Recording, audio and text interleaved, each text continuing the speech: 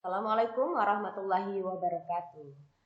Masih bersama saya dengan Amalia Fitri. Di sini kita akan belajar mengenai analisis break even point. Nah, sebelum kita belajar analisis break even point itu apa dan seterusnya, kita perhatikan dulu bahwa suatu usaha itu akan mengalami tiga kemungkinan. Kemungkinan yang pertama itu mengalami posisi atau kondisi untung. Nah, ini terjadi ketika penerimaan total ini lebih dari biaya total atau disimbolkan TR lebih dari TC. Nah, keuntungan sendiri bisa kita hitung dengan kita mengurangkan penerimaan totalnya, kita kurangkan dengan biaya totalnya.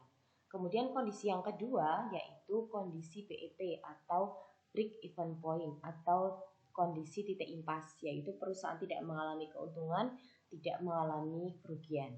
Nah, ini terjadi ketika penerimaannya, jumlah penerimaan total itu sama dengan jumlah biaya total. Kemudian kondisi yang ketiga itu adalah kondisi rugi. Kondisi rugi ini terjadi ketika biaya totalnya ini lebih dari dari jumlah penerimaan. Nah, ini ada relasi. Nah, ini ya, jadi biaya totalnya lebih dari. Nah, biaya totalnya ini lebih dari penerimaan total ya. Ini adalah kondisi rugi, dan untuk menghitung rugi itu biaya total kita kurangkan dengan penerimaan totalnya. Nah, kemudian hari ini akan kita bahas itu adalah yang BEP atau break even point. Nah, seperti yang tadi sudah saya sampaikan bahwa break even point itu adalah kondisi ketika perusahaan itu tidak mengalami keuntungan dan tidak mengalami kerugian. Atau dengan kata lain ketika pendapatan itu sama dengan jumlah total biaya yang dikeluarkan.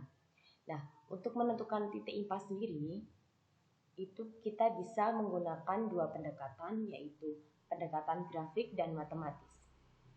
Nah, untuk pendekatan grafik sendiri, ketika kita itu menggambar skalanya itu kurang tepat, maka bisa jadi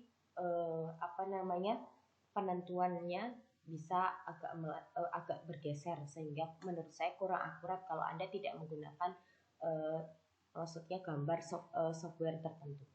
Jadi sebaiknya kita menggunakan untuk pendekatan matematisnya saja. Nah, untuk pendekatan matematis, pendapatan itu tadi kan sama dengan total biaya. Nah, ketika pendapatan sama dengan total biaya, pendapatan itu kan bisa kita simbolkan dengan TR.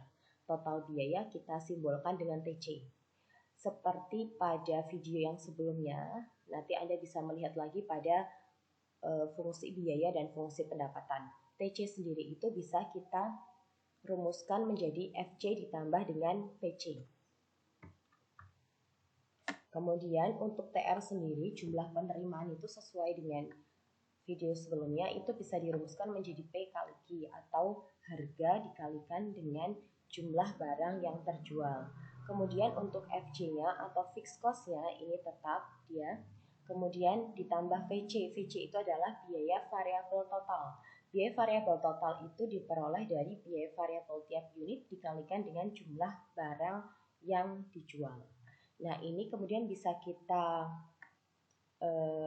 jabarkan lagi seperti ini.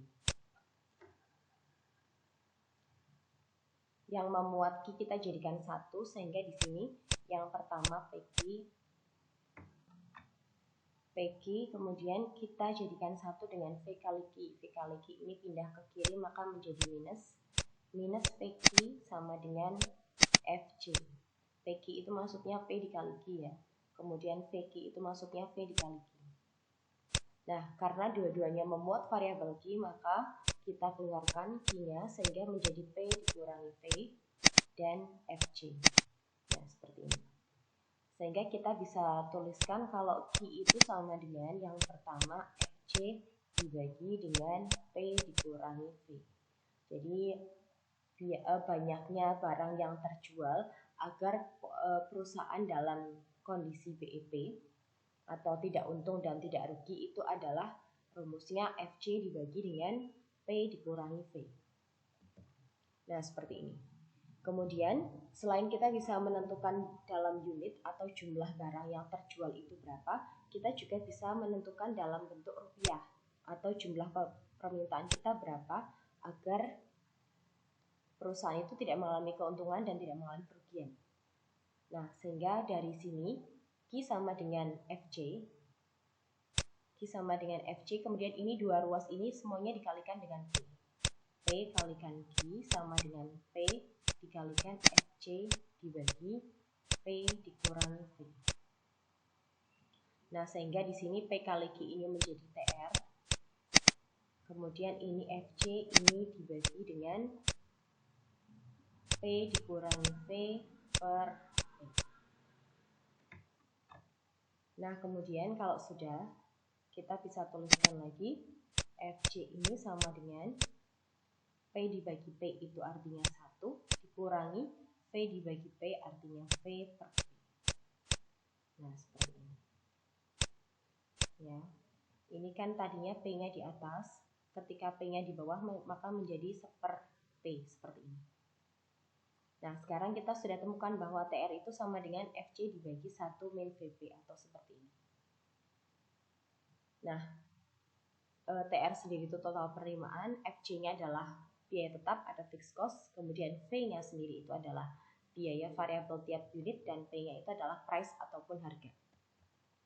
Nah, kemudian ketika digambarkan dalam bentuk grafik menjadi seperti ini. Yang sumbu mendatar itu adalah sumbu Q, kemudian yang vertikal itu adalah sumbu TR ataupun TC.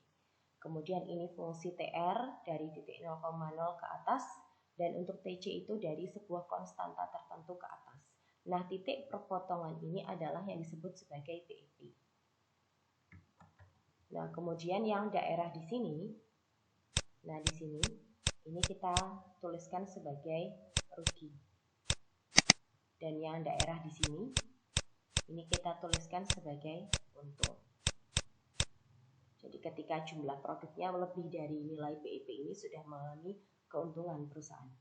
Dan jika kurang dari Q yang diproduksi, maka akan mengalami kerugian. Nah, kemudian misalkan ada satu contoh seperti ini. Seorang pengusaha kecil menghasilkan produk kacang goyang dengan harga jualnya Rp4.500 per kilogram. Biaya tetap yang dikeluarkan itu adalah Rp102.500, sedangkan biaya variabel per kilo adalah Rp4.000. Berapa kilogram kacang goyang yang dihasilkan agar perusahaan itu mencapai titik impas? Dan gambarkanlah dalam satu diagram. Yang pertama, ketika kita diketahui dulu, kita tuliskan saja. Ini tintanya kita ganti hitam aja.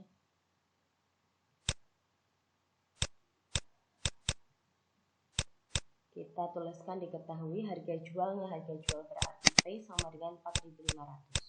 Kemudian biaya tetap yang dikeluarkan atau fixed cost itu sama dengan 102.500.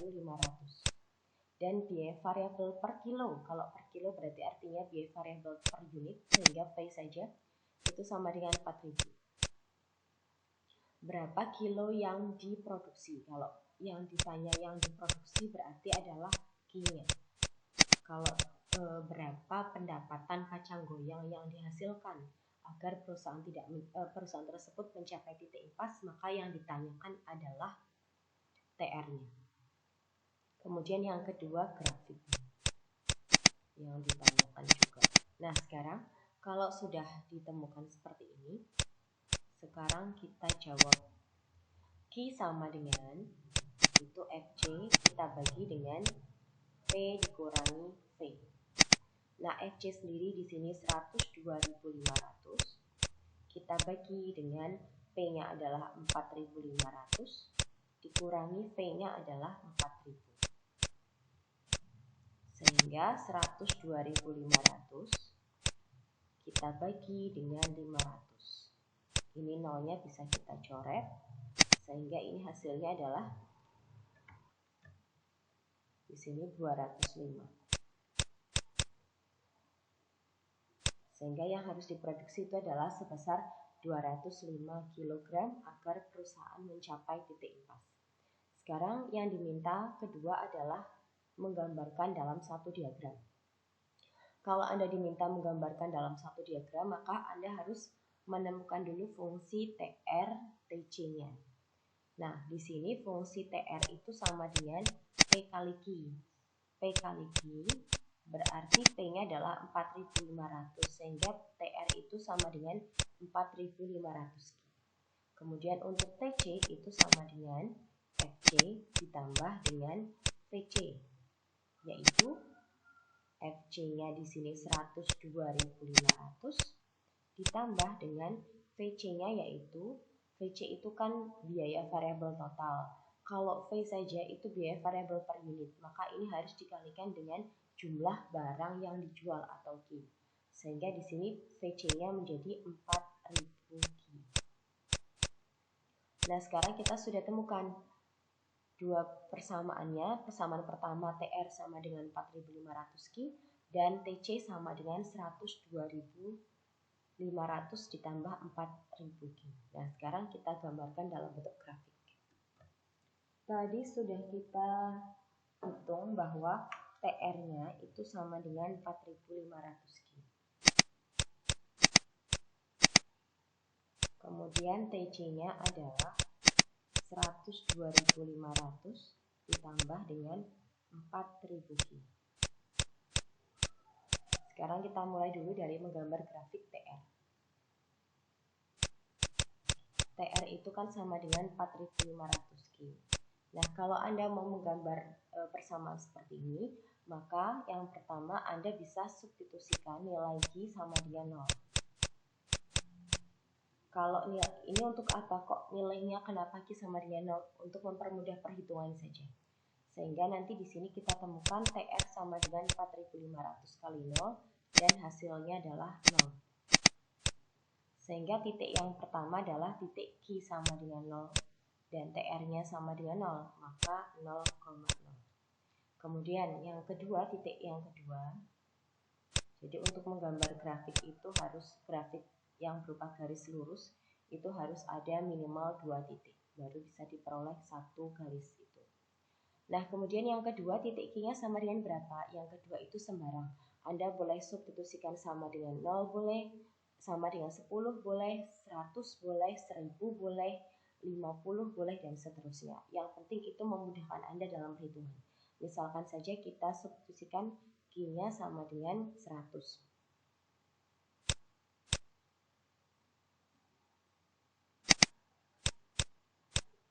Maka TR-nya di sini 4.500 kalikan 100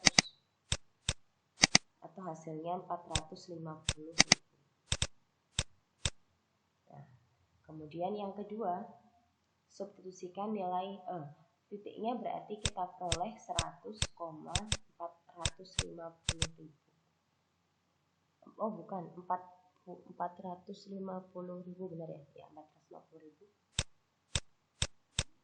Nah, sekarang kalau sudah, berarti titiknya sudah kita peroleh, tinggal kita gambarkan aja. Nah, kemudian kita gambarkan dulu sumbu grafik Kartesiusnya. Ini yang mendatar itu sumbu Q dan yang ke atas itu bisa TR, bisa juga TC. Karena pertama kita menggambar TR dulu, ya kita tulis TR dulu. Titik yang pertama 0,0 dia di sini. Kemudian titik yang kedua adalah 100,450, misalnya saja dia di sini. Ini 100. Kemudian di sini 450. 450.000. Nah, kemudian Anda tarik garis. Ini juga ditarik garis. Nah, sehingga ketemu di sini. Dan sekarang kita hubungkan dari dua titik ini. Nah, seperti ini. Ini adalah grafik TR. Kemudian sekarang kita masuk ke grafik TC-nya. TC itu kan sama dengan 102.500 ditambah 4.000 Q.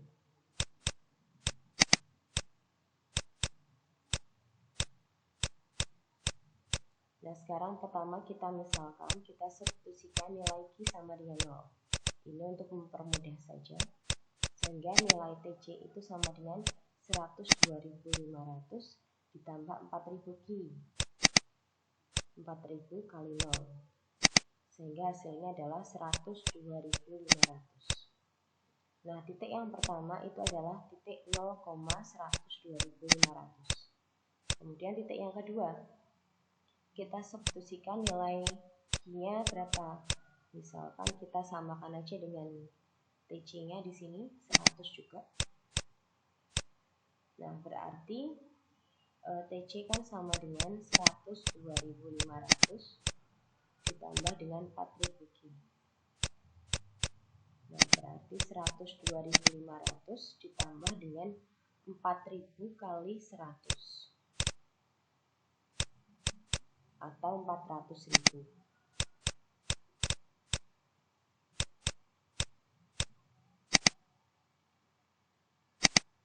Sehingga hasilnya adalah 502.500. Nah, sudah. Sehingga yang titik pertama, titik 0,102.500, misalnya dia di sini.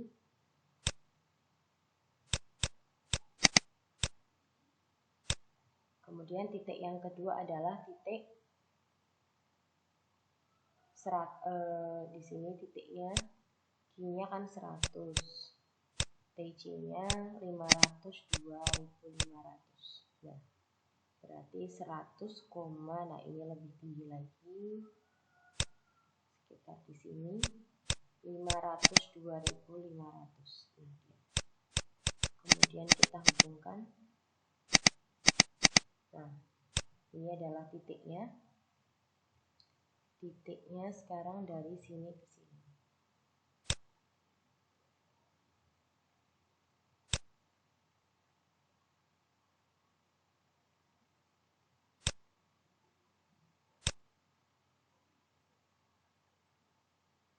Nanti akan ketemu dia di satu titik. Ini sebetulnya titiknya ke sana lagi. Nah, tapi perpotongannya ini adalah ini disebut sebagai BEP. Nah, perpotongannya ini tadi kan sudah kita hitung nilai Q dalam kondisi BEP. Dalam kondisi BEP itu adalah 205 tadi.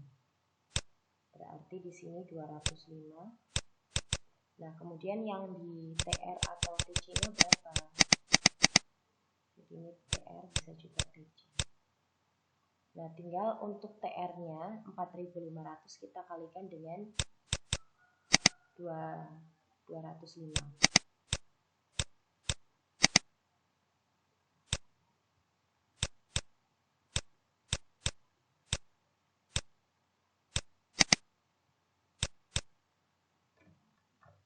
Nah, setelah kita hitung hasilnya adalah 922.500. Nah, seperti ini. Sehingga di sini adalah 922.500. Ini adalah BEP-nya. Jadi BEP itu terjadi ketika jumlah barang yang terjual itu 205. Atau kalau dalam bentuk rupiah, penerimaan totalnya adalah 922.500. Nah, demikianlah materi kita hari ini untuk materi analisis break even point. Selamat belajar, tetap semangat, dan wassalamualaikum warahmatullahi wabarakatuh.